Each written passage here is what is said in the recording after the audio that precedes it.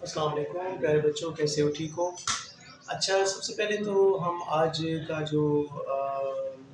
ہمارا ٹاپک ہے وہ ہے اردو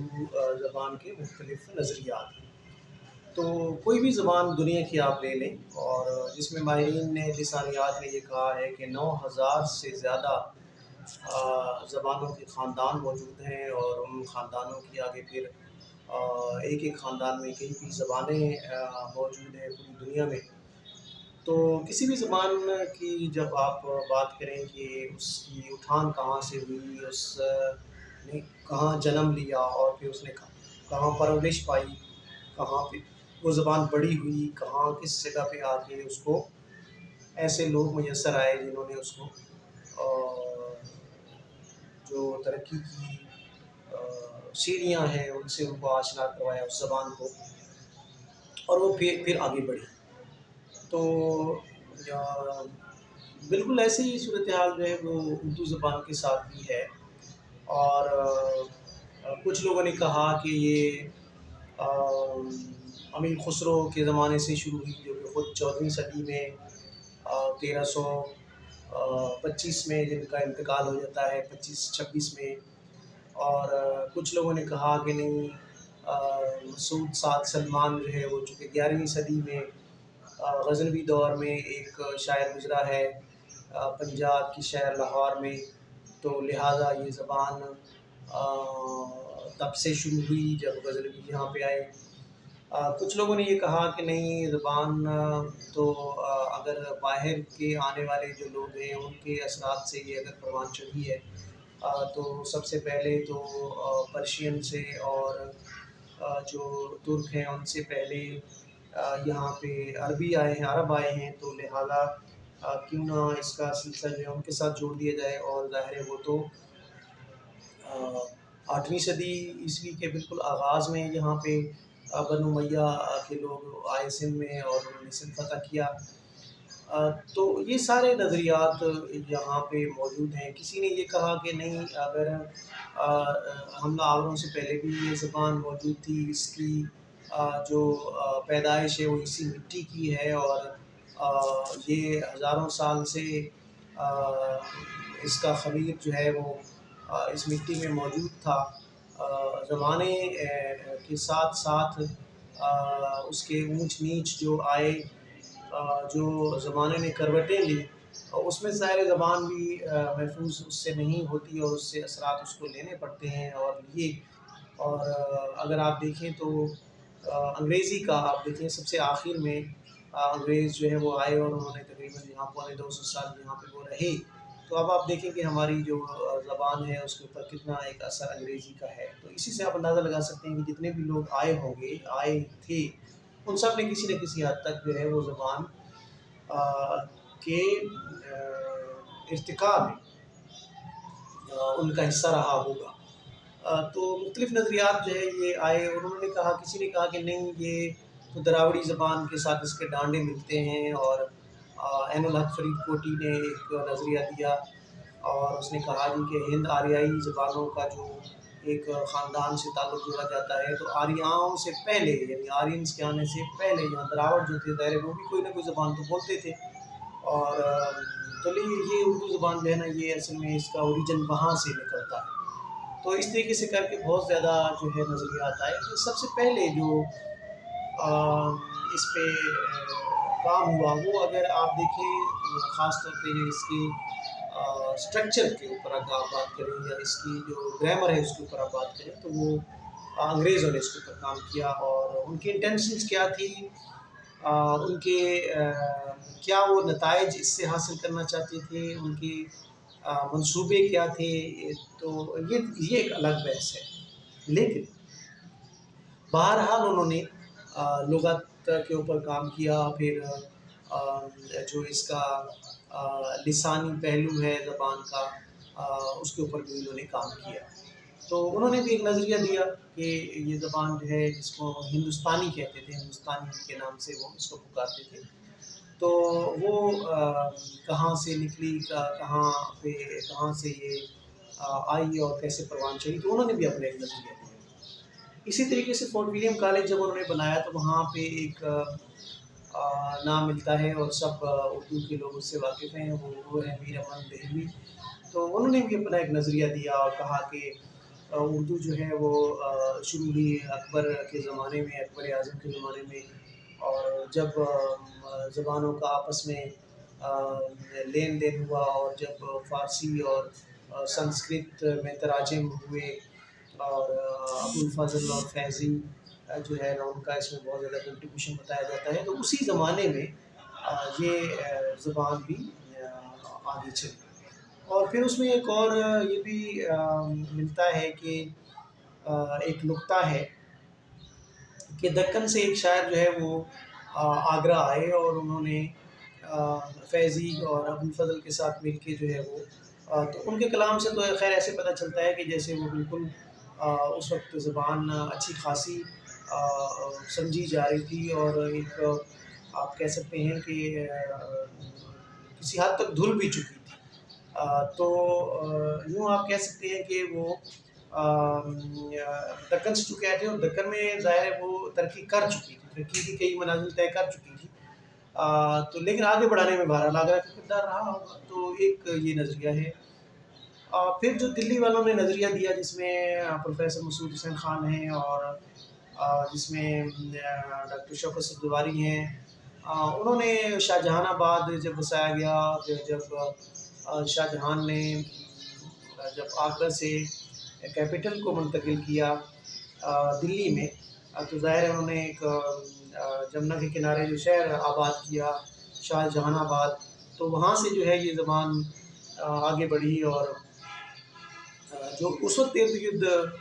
دلی کے بولیاں بولی جا رہی تھی، جس میں کھڑی بولی تھی، یا جس میں میواتی تھی، یا جس میں اس وقت جو ظاہر ہے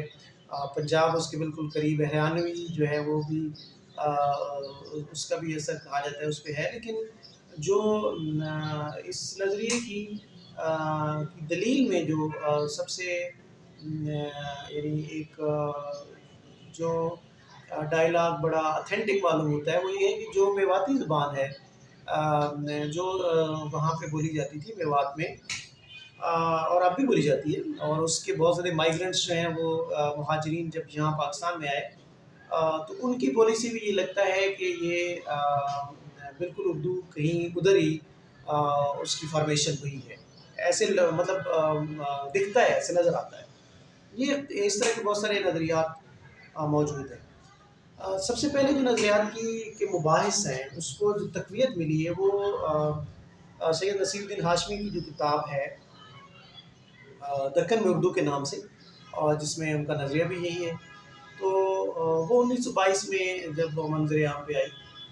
تو کافی حلقے جو تھے وہ خاص طور پہ لسانی اور ادبی وہ انہوں نے اس کے اوپر غور کیا، اور ایک بڑا دلچسپ اور بڑا اچھا تھیسس تھا کہ بہمنی سلطنت ہو یا شاہان گولکنڈہ ہوں یا بیجاپور کے فرما و روا ہوں، ان سب نے کسی نہ کسی طریقے سے اردو کو آگے بڑھانے میں مدد دی، اور بہت ساری اصناف جو ہیں وہ مثنوی سے لے کر غزل سے لے کر اور جو حمدیہ کلام تھا، جو مولود نامے تھے، جو بعد میں جو مرثیہ بنا، جو جس کو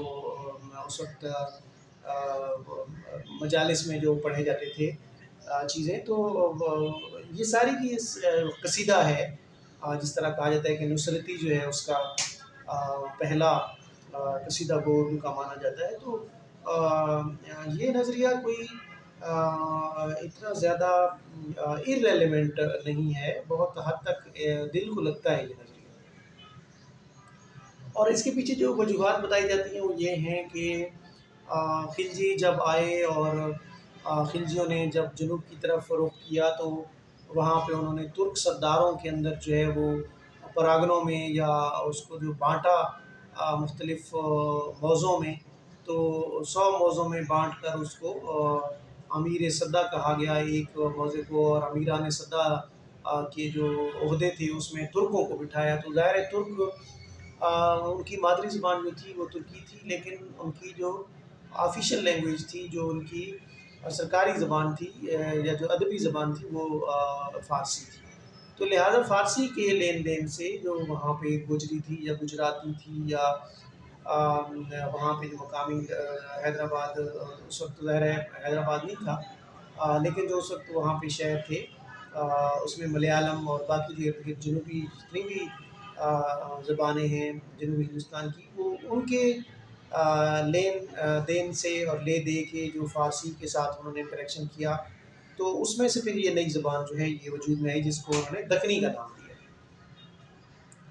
تو پھر جو ہے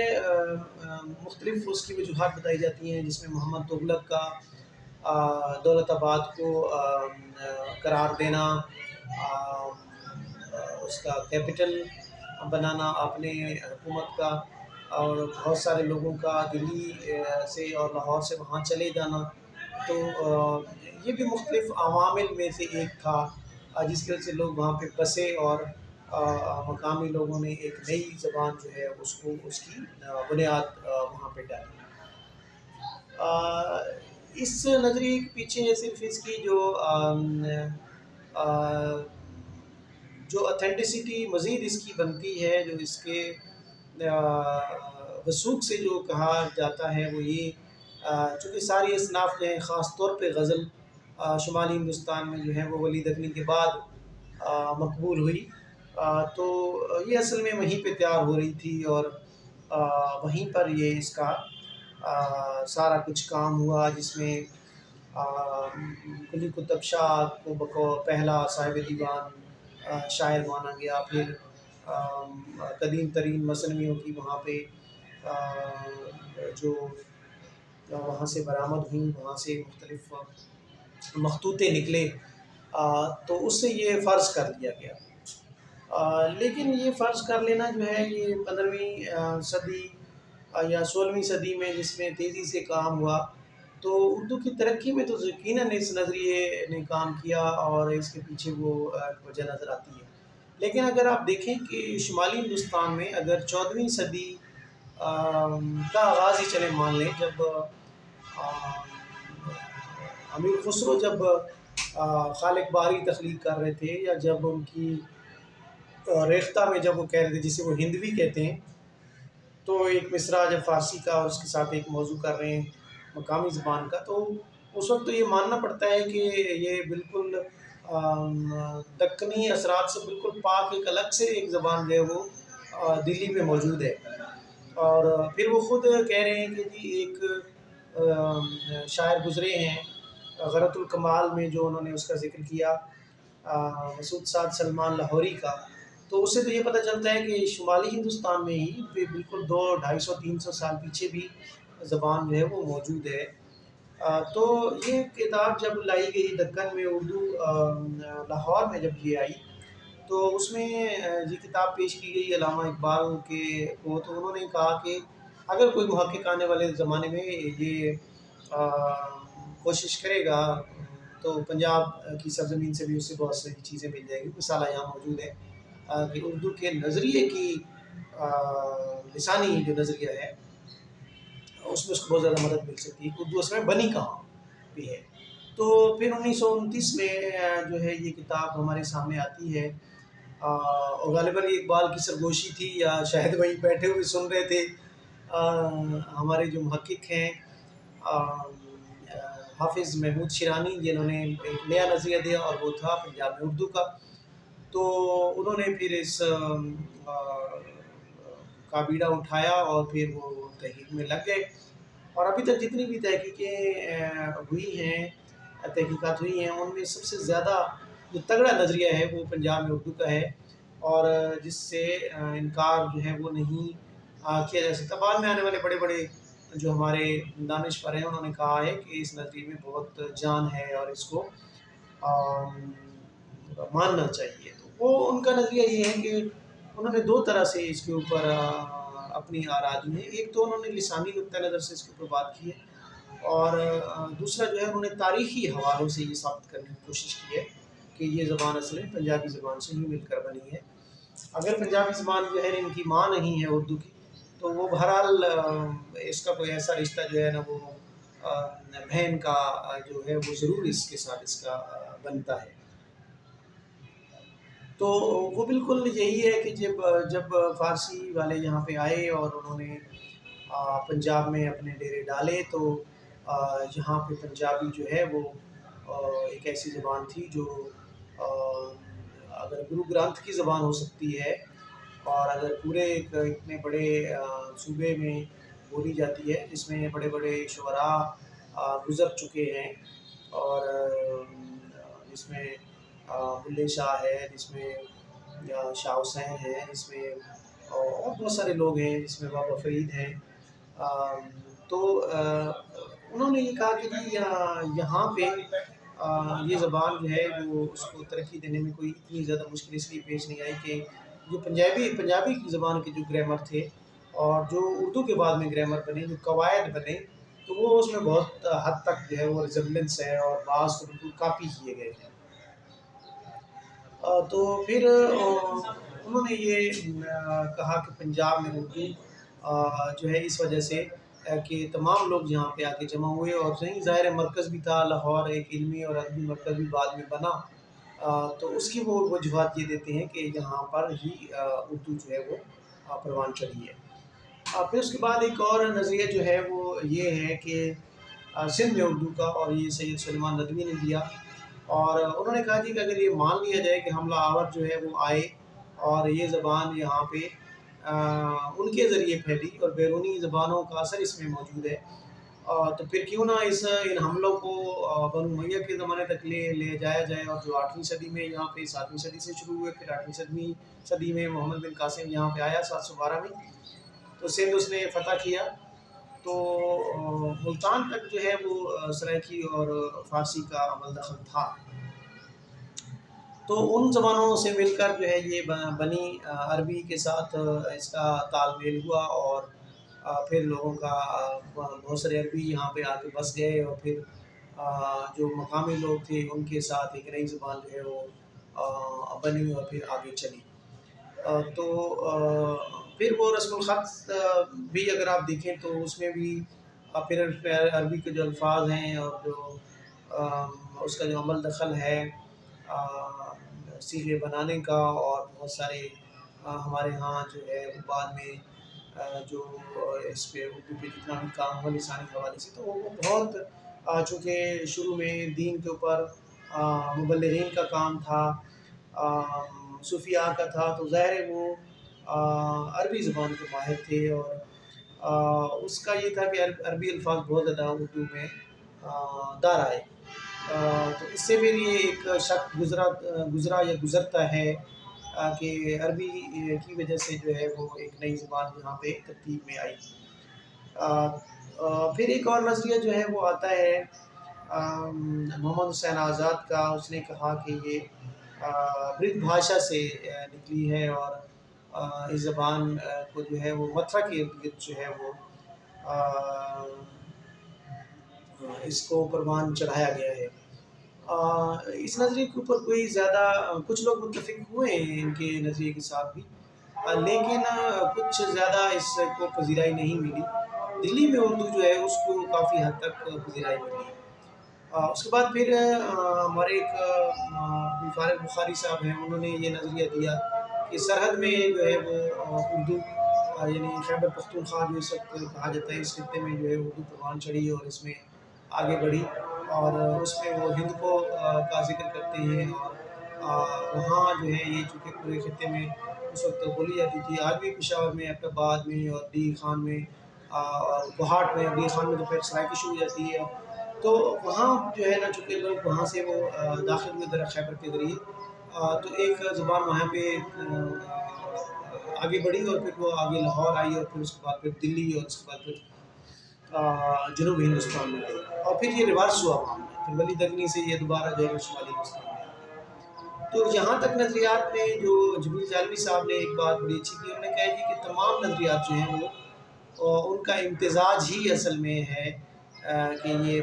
جو ہے یہ زبان بنی ہے، سب نظریات کو کہیں پہ بھی ابراد نہیں کر سکتے، اور تمام نظریات کو مانتے ہوئے تمام عوامل اس میں کار فرما ہیں، اور ان کو مل کر یہ زبان بنی ہے۔ ظاہر بیلجین زبان کے اگر اس پر اثرات ہیں، انگریزی کے ہیں اور باقی جو مغربی زبانیں ہیں اگر ان کے اثرات اس میں موجود ہیں، وہ لوگ جہاں پہ آئے اور جہاں پر رہے تو بالکل یہ بھی ایک اردو کے حق میں بات جاتی ہے کہ اس کے اندر فلیکسیبلٹی اتنی زیادہ ہے، اس کے اندر اتنی لچک ہے کہ یہ دوسری زبانوں کے الفاظ کو اور دوسری زبانوں کی تراکیب کو ابزارب کرنے کی، ان کو سہارنے کی یا ان کو برداشت کرنے کی، ان کے اندر اپنے اندر اتارنے کی اس کے اندر یہ صلاحیت ہے، تبھی وہ آگے بڑھی اور تبھی وہ آگے چلی۔ تو یوں یہ اس طرح کے جو نظریات ہیں،